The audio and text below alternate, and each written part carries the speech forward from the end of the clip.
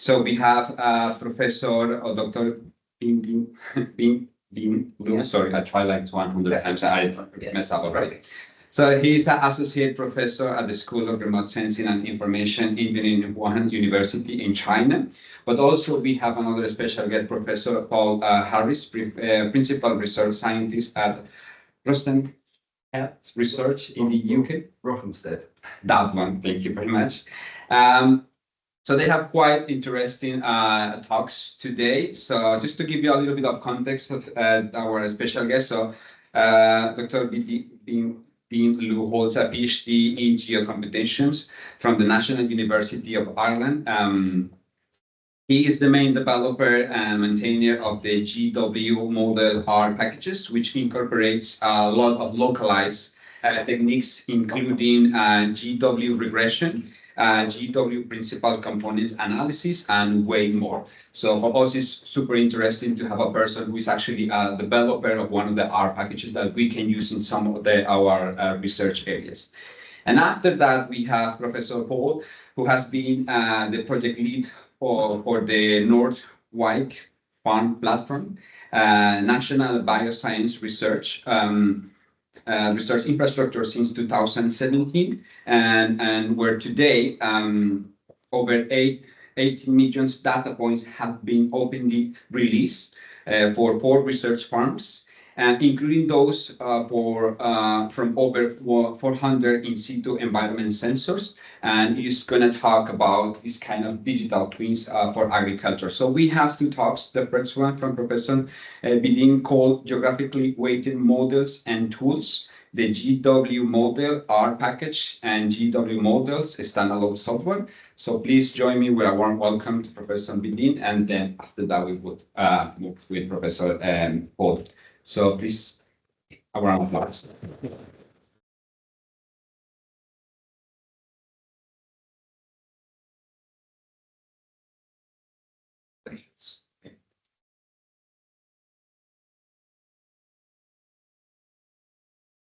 Okay, thank you very much, Fernando. Thank you very much, Ulta, for giving me the opportunity to be here, to give this seminar here.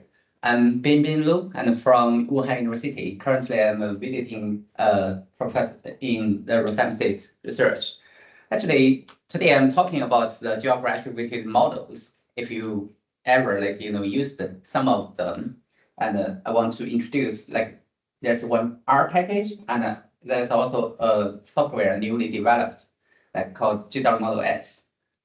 So this is my outline I will give is some background why we should use the GW models. And secondly, I want to introduce the geographic weighted models, is including the geographic weighted regression, GWR, and some other 2 simple GW models. And thirdly, I will talk about the R package, and especially the new software called GW Model S, why we developed that software instead of to evolve with the GW model package. And then I will conclude this presentation in the final part. So there's about the spatial heterogeneity, actually, or spatial non-stationarity. The first thing is this topic is about, why you use the geographic weighted models. There's always a new a thing. This sentence from a very essence book. Actually, it's 700 BC. It's called Yans. It's Chinese book. I love this thing. It means you can see the China is it's massive, it's large, but from the northern China, southern China, you have the same species, orange, but if you see, there's the Huai River and the Qin Mountain. It's just split the China into 2 parts, northern part and southern part. But the same orange, you will taste very different. In the northern part, it will be sweetie, but in the southern part, it will be sour bitter. The same species. You have all the similar things, but you have the different, fruits. That means across the geographic world, you can find very, heterogeneous process or phenomenon, etc., etc. Actually, it's coming to, there's one paper by Michael Child in 2004. He proposed there's a principle of spatial heterogeneity. In this paper, you can find two interesting paragraphs. This first paragraph is about spatial heterogeneity or non-stationarity. It's like all the geographic variables will activate and control the variance. Means like it should be like vary across the space. And the second paragraph is about, if you move the study area, if you change it, and the results will change as well. So it means like, you have some like specific techniques to model your like, geographic variables. Means like, it's the essence of another strand of the technique called local technique. And all the local techniques is like come to, the spatial heterogeneity things you can see. The first thing is like just for example, if you have some like, the weight and the height of people, you can just do some regression things. But you can see like different people from different areas because they have the different their habits, right? So so different age and a different area. You can see it's like, you can do some different regression lines. It's actually, it's called body mass index. It's BMI. Actually, there are some like smart, machines. It can give you the BMI for each people. It's like specifically. So that's it's like an example of the local technique. It means like, if you like regress the different groups of the variables, you can get different like relationships. There's some extreme like example. If you just model this data set, this actually, I simulate it's in R, and you can see that, if you regress like, them together, and you can see there's a positive relation between them. But if you split, if I tell you these data sets are from two different locations and regress them again, you can see it's negative. It's actually called paradox. Paradox means like it's Simpson's paradox in mathematics. If you like, model the whole set of the data and the subsets of the data, you might get very, very different results. So it means like, you can get some like, spatially varying relationships. It means like, for your study or for the study area, and different locations may respond to different like, quantitative relationships between variables. So that's the main essence. And then like, back to the essence of the technique, how can we model this? How can we model this? There's another like, first law of geography by Walter in 1917. And just to say everything is related to everything else, there things are more related. It means like another principle called spatial dependence. It means like, actually we have a lot of similar techniques. Means we can model the things by spatial proximity measures. It's the modeling rule is just distance decay. It means that you can get different distance, and you can calculate the distance, and you just use the distance decaying for weighting your calculations. So that's the main principle of the technique. So all these things come together.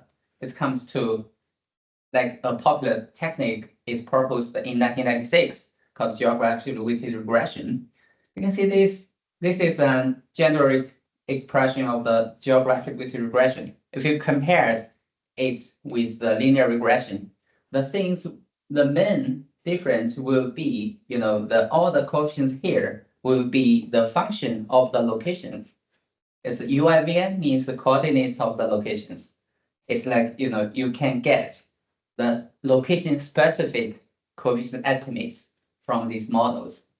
And the main thing is like how to calibrate this model is just to do the location specific weighted least square, and you can just calibrate it location by location. It means like you can get location specific coefficients.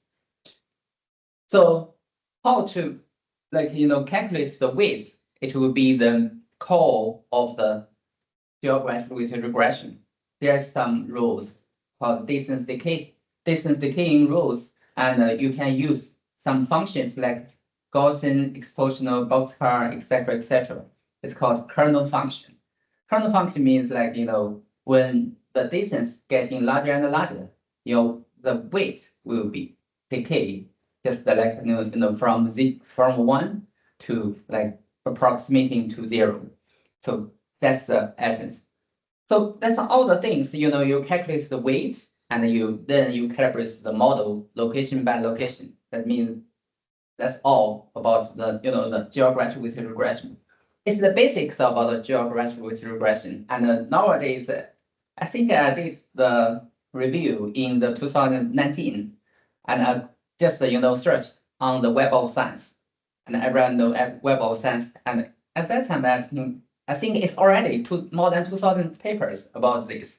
It's lots of, and I just, to do the keyword co-occurrence, you can see, the GW technique have been applied in the academic, environmental studies, climate, biology, and the socioeconomic studies. And it's getting popular, but there's another like new technique about multi-skill GW. So we can see this, if you can get the same, the same data set, the same model, but you use the different bandwidths. The bandwidth from 100 until like, this bandwidth is to 10. It's like, you can get, from larger bandwidth to the smaller bandwidth. You will find the coefficient estimates will be very different. It's from smooth to some like, really local patterns you can find. That means what? It means like you can use the different bandwidths to get different results. But that means the basic GWR, we will assume that, all the coefficients will use the same bandwidth for the whole model. But imagine that different variables will correspond different, like, the changing patterns, I always use some like the example from the house price data, because when I did my PhD study, I always use the house price data to verify it. Just imagine that, the value of the house will affected by some like, really local features, means like, the view of the house, or near to a park, or near to the sea, near to the river. But some other like features, it will also affect the value of the house. Like some, in China, we always have some policy to, to just, you can only buy one house in the city. That means like, but it will affect the whole, all the properties in the same way in the whole city, but it won't affect locally. Imagine this. So that means like in the same model, you will have different like patterns or different effects. So that means like we can use some different bandwidths or different like, scaling things to estimate the coefficients. Back to 1999, Chris proposed another like, a new GWM extension called mixed GWM. It will, some of the coefficients will, it's like a very locally, very spatially, but some of them will be like, it will be constant. That means like, as I said, the policy just, to restrict you buying a house, buying a property, it will affect, the constantly, not really, here, just, positive effect, but some other place is negative effect. It won't exist. So, and until 2014, there's another PhD student. Actually, she did PhD here in the last 2 years went by, and she proposed that we, with the GW with the flexible bandwidth, means like, you can use, the different bandwidths for different coefficient estimates. And then, until 2017, and some in the same year, there's 3 papers published about, to use, the varying bandwidths. And for my paper, it's like about, varying bandwidths and different distance metric, actually, specifically for each coefficient estimates. And then, in the 2017, another paper about, actually it's about flexible bandwidth. It's called multi-skill GWR. And all these things come out, and from then on, multi-skill GWR could be another like, very new and popular technique for modeling, spatially varying relationships. Actually, we wrote another paper actually with Harry and with Lex. We wrote another paper is in 2023, published in GA, and we are talking about how to successfully or how to correctly apply GW technique, because we found that some of the studies they use the GW technique wrongly. And then in this paper, we just summarize how to really explore the data science with the GW techniques. Actually, multi-skill GW technique could be the default choice for you, for you to use it to explore your data science as the first attempt. It's like firstly you can try multi-skill GW, but to see how the bandwidth will change. And it will just present you different things, different views of that. Actually, last year we did some interesting things, and it's just like just one evening I just run my data sets because I am located in Wuhan, so we get a lot of data sets from Wuhan, and this is about the community house price in Wuhan. And I just ran this paper. Actually, I don't. That time I didn't really want to publish it. I just ran some tests with the data sets, and we got the house price for each community, and we got some the environmental parameters, the air quality and the population, and the percentage of the green space, and the GDP, etc., etc. Actually, I did that, and I just wanted to find, there's not really highly correlated exploratory variables with them. And then finally, we finalized this model like this. We want to explore the relationships between the house price and some environmental and economic factors, like the green rates, like the the GDP per land, etc., etc. Actually, I run these experiments and I found what? I found really, really is amazing. Actually, you can see that we adopted, the linear regression and the spatial light model is all global models. And we also run the basic GW and the multi-skill GW. And we can find that for the linear regression, the R-square value is kind of 0.1. This is worth is of 0.09. But when we run the GW and the multi-skill GW, it comes to 0.94. It's really, really big. It's a huge, actually, it's a huge increase.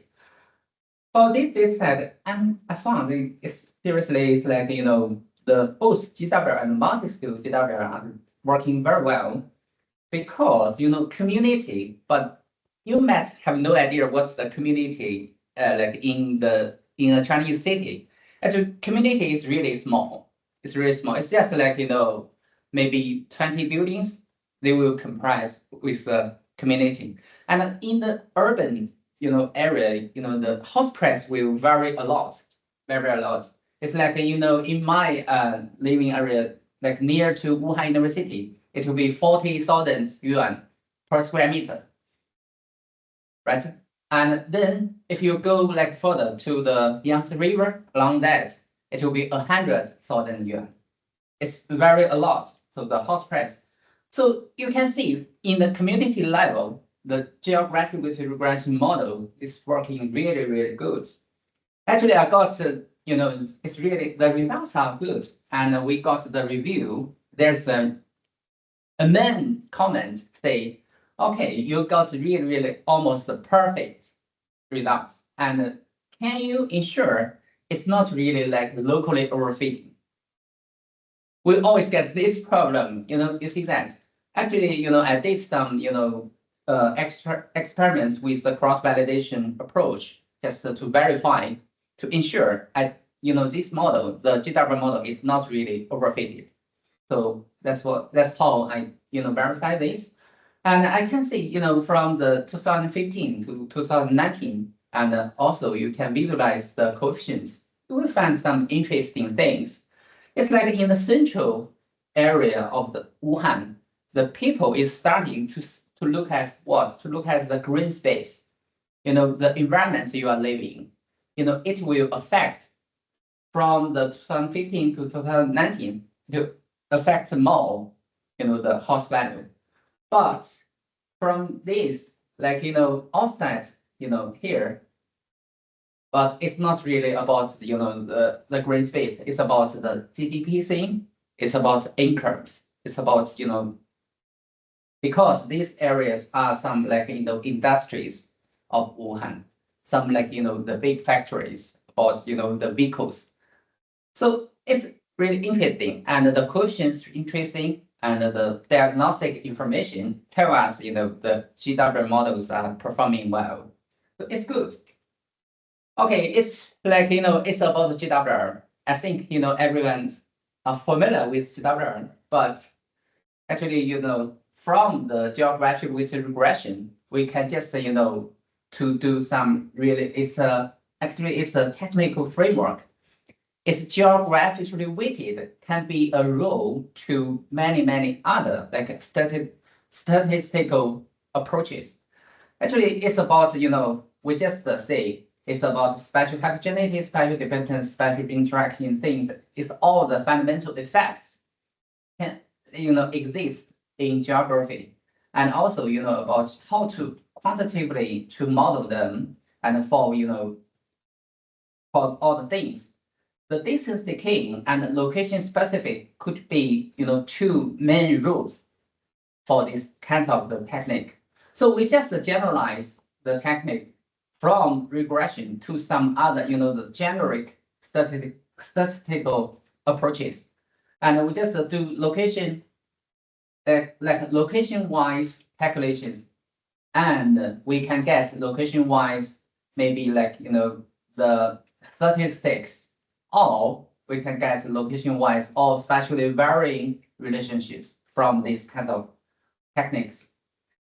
And then first thing is like about, we can summary statistics is kind of like fundamental things in, okay, sorry, I'll go fast. Okay, we can see this, we can see get means, SD, etc. But we can do location-wise things. See, we got another like, another interesting data set about, the population. And aging will be a problem for China. It's like you can't see this map, but you can't see this map. The aging population is much higher than before because it's 2010, it's 2020. Actually, we did some like, the correlation coefficient between the aging people and the economic, the GDP. But in my mind, in our mind, it should be like negative. It's always negative because, the aging population increase and the GDP, the economy will be negatively affected. But actually, if you do this, you will find some really interesting things. Here, this part, the northeast and the central part and this part are like, very apparently negatively affected. Actually, it's really true because, in the Northeast, the people are moving out. Most of the young people are moving out for jobs and for, they just look for new lives. This is my hometown. Actually, my hometown with the, the largest population across China. It's really like, laborers, they will go outside the cities. So that's why, different places, they are differently correlated with each other. But from the western part, you can see very different. It's like it's positively correlated. Why? It's interesting, but I can't go further for this. And also about the GWPCA, the inventor is actually sorry. Yeah, he actually, you did this, with the PCA technique, but you can also did it, locally. Actually, we did some recently. We published a paper in Transaction.js, and we did something really interesting because we want to, to evaluate the land carrying capacity, and we got a lot of factors from population, economic, construction, transportation, etc. But you can see this is all the single indicators. But the problem will be always like how to integrate them together, how to get a comprehensive index. It will be like, for some global techniques entropy approach, but you have to define the weights. But why? It won't be like realistic or the scientific. What we do is we use the GWPCA and just to automatically generate the weights. And it's locally, actually it's changing, it's spatially changing. And we did this and we got the, integrative index of the land carrying capacity. It's really interesting. You can see that it's really like, we realize that, even the people from the government realize that it's realistic, it fits, our expectation is very well. And see, we can always see, actually, different factors, dominant the integrative factor differently. You can see, the dominant will be always dominant indicator will be always population, but offset is differently. So it's interesting. Okay, I have to be quick because I want to go through this really important part. What I do is like a lot of GW models can do I just split the analysis spatial analysis into 4 levels. You can describe your data, and you can do some exploratory data analysis. And if you want to interpret it, some relationships, you can do some interpretive analysis, and then you go to prediction. It should be like, it's like a chain. It's 4 parts, 4 levels of the analysis. But, for each level, there are different GW models should fit, different levels of analysis. And it should be like, it's like, it's just a work as a chain to see this. And what I want to do is just to make it bigger and to make it systematic. It's like you can do the analysis within the whole technical framework. That's what I did. It's like we started to develop the R package from 2012. And after, I think now it's like maybe 65 versions.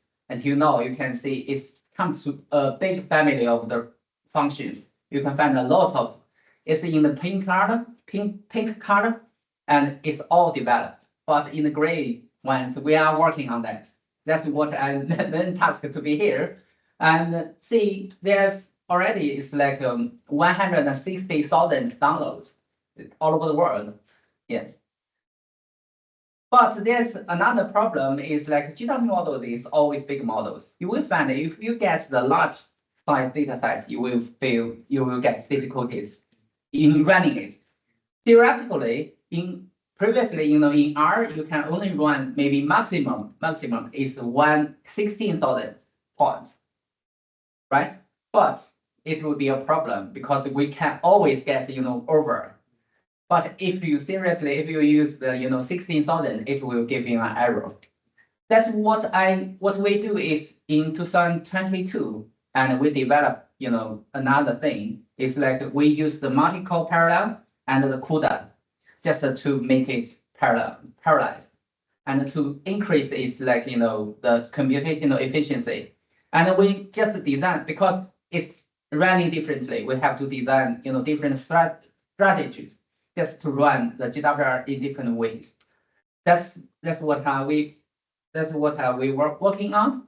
And so we can see that nowadays you can use the GWR model R package with the millions of points. It will run. Yeah, it's okay.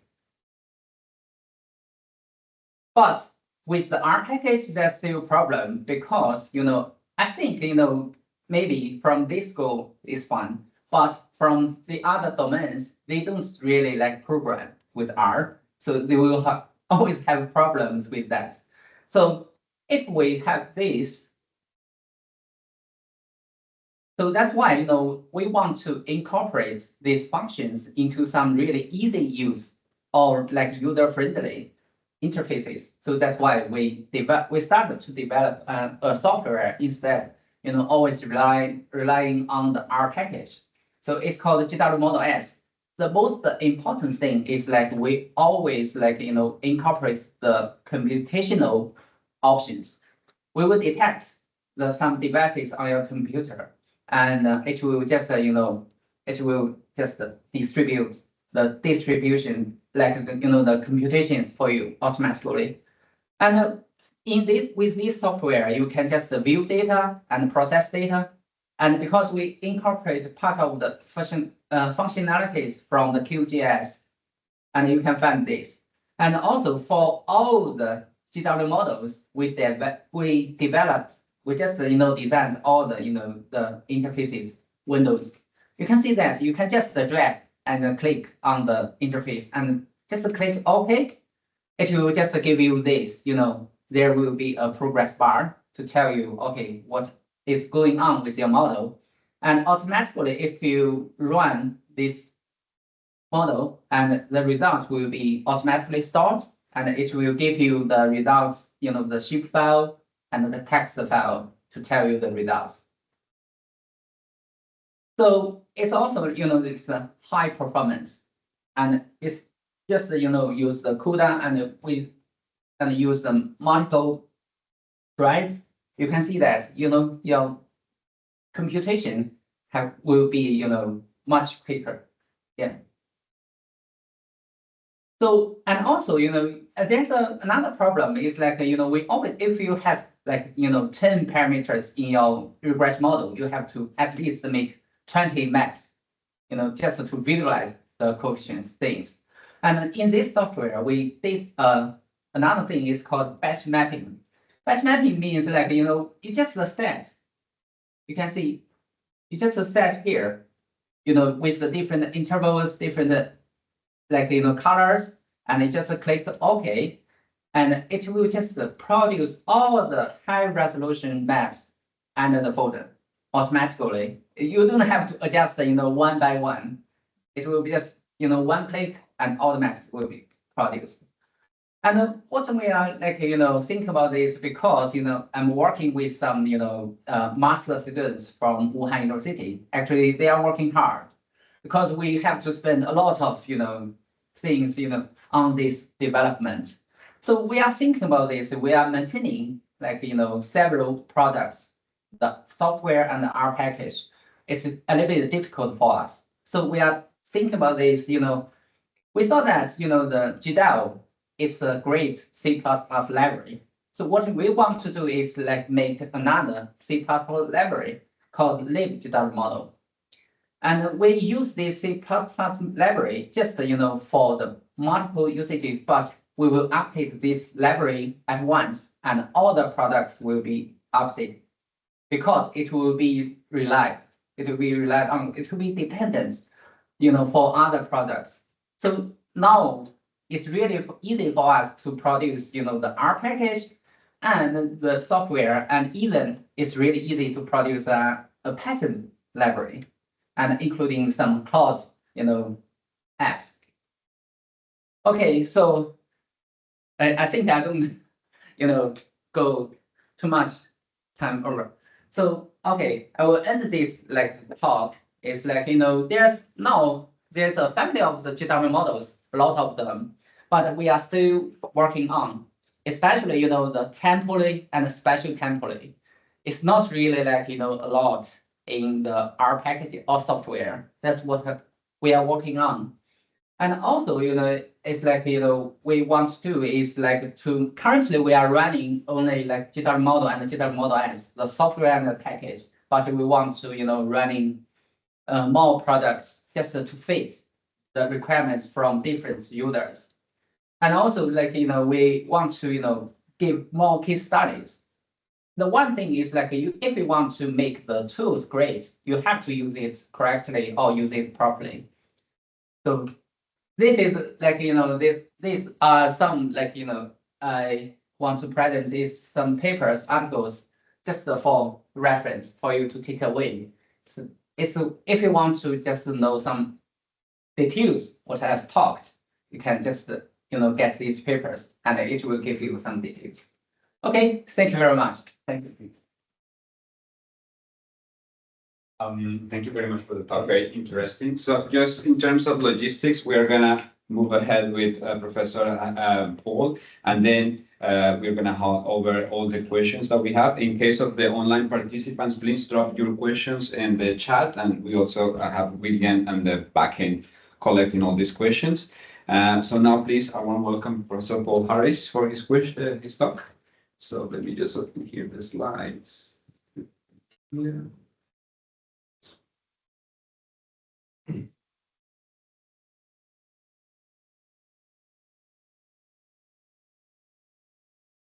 Thank you very much.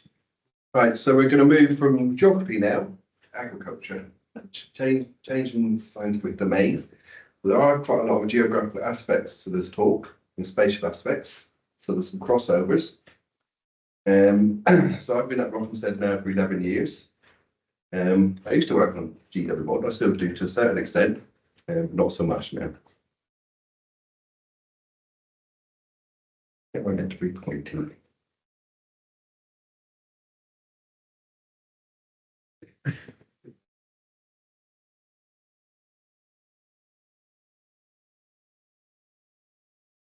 Here we go. Right, the challenge of agriculture given climate change. Right, agriculture both contributes to climate change, greenhouse gases, especially from livestock, okay, and also pollution from water runoff from agricultural land, and lots of nitrates and stuff into our water pathways, but also it's impacted by climate change, so extreme events, flooding, and drought. So it has a sort of double whammy really with climate change. There's various solutions to this, various mitigations to mitigate against the effects of climate change. Obviously, the obvious one is have less cows, less livestock, and there are other solutions too. Key concepts in agriculture given climate change is sustainable farming and resilient farming.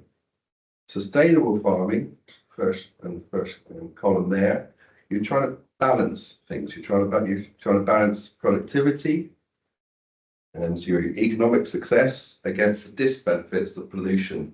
But you also want good social aspects too. So it's like the three pillars of sustainability. And so those are all about trade-offs. You don't want a really productive farm, but you're heavily polluting. It's those things. You don't want to reduce your you don't want to poor biodiversity at the expense of just profit. So that's one concept. The other concept that's increasingly important is your resilience of your agricultural system, your resilience of your farming practice. You want to look for signs of slowing down in your soil characteristics. Is it starting to be non-productive? And potentially, is there signs of collapse of your farming system? Is the soil going to be no good anymore? And that's looking for tipping points. You would have heard tipping points in climate studies, and you can have tipping points in agriculture context. Now, to understand these two concepts, you need data. This is what we're talking about. We're talking about a data platform that's been going since 2010, so that we can try to understand sustainable farming and resilient farming. This is the farm, so it's at the farm scale. So this is the thing called the Northwick Farm Platform. It's been running since 2010. It consists of 3 outdoor farms and 1 indoor farm. The outdoor farms periodically transition to different treatments or different sort of types of land use. They transition, say, every 5 years. And we're looking to see which system is the most sustainable, which system is the most resilient. Currently, it's 2 grassland farms, cattle and sheep, and 1 arable farm. And also got a housed cattle farm, so the cattle don't go outside the house. Those sort of livestock farms are becoming increasingly prevalent in the UK. So what we do is to try and capture as much as the inputs, outputs of those 4 systems. Productivity of the crops, of the livestock performance, all the emissions to the water, the runoff, and the pollutants to the water courses, the greenhouse gases, so the emissions to air, characteristics of the soils, characteristics of crops. It's all contextualized by detailed management records, so we know exactly what the farmers are doing. These are experimental farms. They're trying to mimic real farms, but they're not real farms. Always research farms. And part of our why we get funded, we've got to make all this data open. That's the key thing. So I lead the project to ensure these data collections are coherent, consistent, and we openly release these data sets. Each system change has a series of hypotheses. I'm not going to go through these, but we always lay out a system of hypotheses when we do a system. When we're changing the systems, we want to, ask a few hypotheses, questions of what we want to find in the systems. You see the bottom one there is crossed out. That's because we were going to do that system change, but COVID meant that we didn't actually do that system change. And we're about to do another one next year. It's undecided which farm we're going to change and what we're going to do. It could be something like planting trees with our livestock. Agroforestry is a big topic. So because currently we've got 2 grassland farms and 1 arable farm, so the obvious question that we're trying to answer, what's the future of reduced meat consumption? How can we remove livestock from the landscape in a manner that makes sense? This is the challenge. I think it's fairly obvious we've got to reduce our livestock farming, but where do we do it? When do we do it? How do we do it? And sometimes actually, where do we reintroduce it? Maybe that we introduce it elsewhere that's in a better place. And there's always plenty of unintended consequences. You can stop a livestock farming in an area, but it's got no infrastructure to have arable crops. You can't go and process your wheat because the infrastructure doesn't exist, because that area may have been used to just livestock farming. Anyway, farm platform wouldn't answer those questions. So this is the schematic here. So you got the farm platform on the left-hand side with a series of treatment changes. And then most of our work is done at the farm scale, comparing those 3 farms and also with the indoor farm. But we can also scale out to try and say what we're finding on these 3 farms, how would that pan out and scale out nationally? And we are helped because in this here, we also instrument the catchment that the farm platform sits in. So if we were just scaling from the farm platform and trying to say, well, we found out this on these 3 farms, these 3 farming systems in a place in Devon, in the southwest of England, we could probably scale out to 5% of the UK. However, because we got the land use in the catchment and we instrument that too, we can probably scale up to 45% of the UK. So we can inform much greater because we also instrument the catchment that the farm platform sits in. And when we scale out, it's typically through remote sensing and also national surveys. So here are our data sets. The first 2 columns is all we make open, that's freely available. We've got data on management, crop performance, livestock performance, water emissions, soil water, soil moisture, metadata, greenhouse gas emissions, field surveys, remote sensing and biodiversity. The jewel in the crown is the water emissions by far and away. That's the most expensive data sets that we collect. And because the way the farm platform is, I didn't say that, each of those catchments, or each of the 3 farms has 5 sub-catchments, sometimes consisting of multiple fields. But those sub-catchments are hydrologically isolated, so they capture all the water runoff from the field. And we measure about 15 water chemistry parameters at the corner of each of those sub-catchments for a water plume. So that's the jewel in the crown, is the water runoff. We also measure the greenhouse gases, also greenhouse gases indoors. And then the column to the right That's additional data sets that we don't always release because they are often, not only is the farm platform remits to release its data, it can also be used as a research facility to come along and conduct an additional experiment, say in just one of the sub-catchments, and then you mix that with the open data to answer a certain research hypothesis that you may have. So you've got farm platform core data, then there's also been over 170 additional farm platform experiments of various types. And some of those data sets have been released and some haven't. Just to summarize the data, don't need to look at each individual column or row.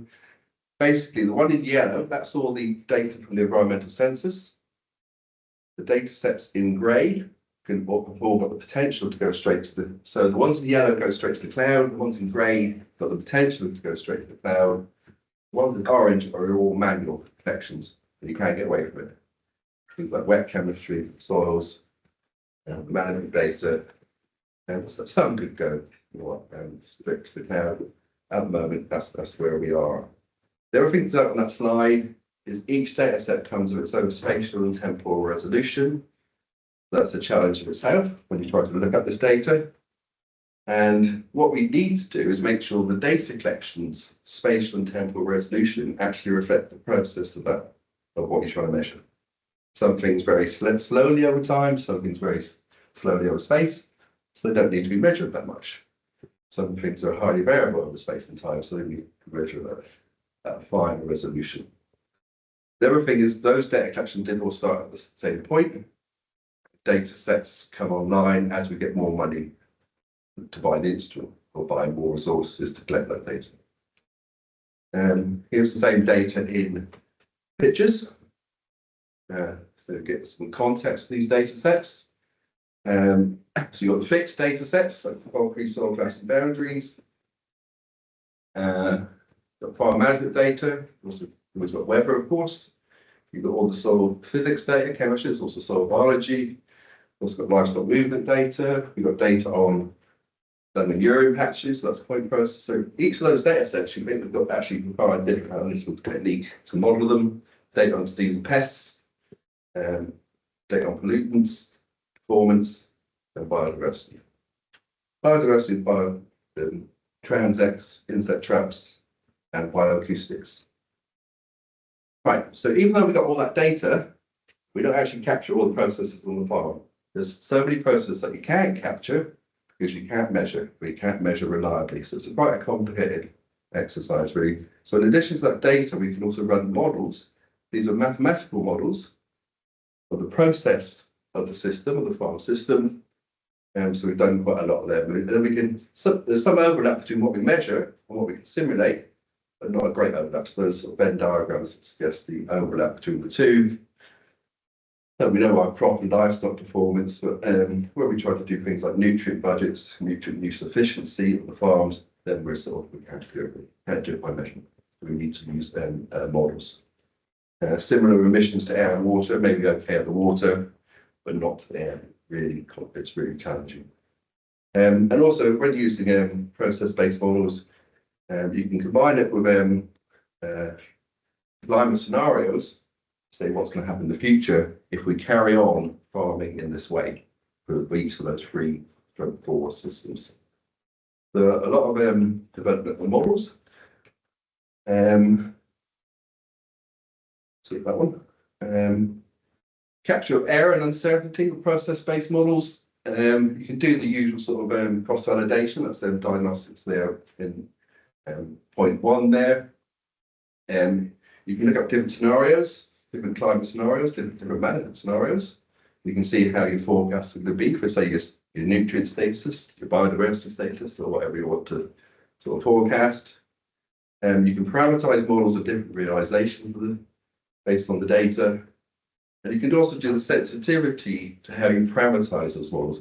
Process-based models require a lot of parameterization. They take these fixed variables, and sometimes you can have different options for fixing those variables, and you can do a sensitivity analysis on how you decide to parameterize that model to your outputs. What's the most important things you should be focusing on when you're parameterizing these mathematical models with respect to your simulations? You've got things called local and global analyses there. Local is the easy one in this case. You just do one parameter at a time. A global analysis is when you have all the interactions between the parameters. Some models require over 500 parameters. It can be quite complex and challenging. So, just come to digital twins. So we've got all this data, got the ability to do models. So we're in an ideal place to do digital twins. So you've got a digital model there. That's process-based models. Digital shadow is when you're sort of you're simulating a process-based model, but if you happen to have a lot of good data collection, which you do on experimental farms, you can do a digital shadow. You can have some data-driven models. Digital twin tends to sort of combine both together. It also feeds back to the physical system. In this case, would be the farm, and you change your farming practice according to what the digital twin is saying to you. But you do it in a really flexible, quite fairly quick manner. You're far more adaptable. Word for that. But basically, you're continually feeding your simulations and your forecasts are continually changing as new data comes in. I think that's probably the best way to see it. And then you change your farming practice. You can't sort of go and plough up what you've just done. It isn't going to be the best thing because you can't do everything. But if you maybe change some other farm practices, or you have a fertilizer application at a different time than you were originally considering. Maybe you'll change your livestock breed or something, or maybe just stop altogether. You stop livestock farming, go to arable or something. So you can ask these what if questions. So we're at this first. We start digital twin work. We've got 3 digital twin projects ongoing at the moment. Different ways. Some are looking at sustainability, some are looking at resilience. We can use the farm platform for all these things. The only thing with the farm platform ultimately is the monitoring platform, and we can't actually do the decisions that the digital twin will say, because the remit of the farm platform is to provide good monitoring data for a whole area of research. But we can demonstrate digital that in essence. So there's a few options here. We can process-based models are actually made up of a number of models. We can replace some of those components with more of a data-driven approach. Because we measure soil moisture, we can replace that with a data-driven model. Process-based models just tend to forecast and predict the patterns, general patterns of things, but to capture better detail and nuance, we can combine them with data-driven models. Far better at capturing extremes, changes and variance in the resilience context. Or process-based models can take ages to run. Computationally, they can be intractable, so we can replace them by emulators, and they tend to be data-driven models. Machine learning, deep learning models. So that reduces computational overheads. So I think it's the last 3 slides. So that's the data. Okay. And there's a schematic of what a digital twin looks like. You've got your data platform there. That's informing some sort of information management framework. It communicates to the digital twin. So this is the modeling component. So you're automatically running your process-based models, and this option is the emulator option. And then you're emulating those models after initial run. You don't keep them after the emulator them, but you sort of understand those models. So then you start to apply data-driven models. In this case, you've got a thing called deep Gaussian process, which are actually non-stationary processes, similar to what Binbin was saying there before. And then you can update your forecast, thing called data assimilation. When you do some forecasts, and importantly, you have a quantification of uncertainty on your forecast, so you can assess risk of making the wrong decision. And it's always self-updating. It's a big feedback loop, and then you act on those things that the digital twin is saying to you, or you also can act on your data collection, and you might decide to stop some collections, you might decide to have some collections that are finer resolution, and so forth. And then, so this is just to demonstrate digital twin for the farm platform. Okay, so we're a research place. And then the idea is to roll it out to real farms. The best way to update process-based models is through remote sensing. What you can imagine here is a real farm buying into this digital twin technology that has a sort of basic level of management data, but updates its farming practice through remote sensing. So that can update, things like NDI, the indices for greenness that we crop and estimate biomass of the grass growth and stuff. That'd be the most basic way to update a digital twin on a real farm. If the farmer, he or she, happens to think, oh, I'll put some environmental sensors on my farm, then they have ability to have a better updating capacity for their modelling, forecasting and inform their decisions. And then maybe they could go to a bronze level of digital twin. And if they instrumented it just as much as the farm platform does, then they could have a go digital twin. Maybe they may be the happiest farmer in that region. And what time we? Oh, you kind of like run out of the time. Yeah. So that's some questions. I won't do any more. All I say that some snippets of bits and pieces that we've done towards the still stream, but there's plenty of work to do, and we're basically just at the start. And that's where I work. Isn't that nice? Oh, yeah. Thank you very much.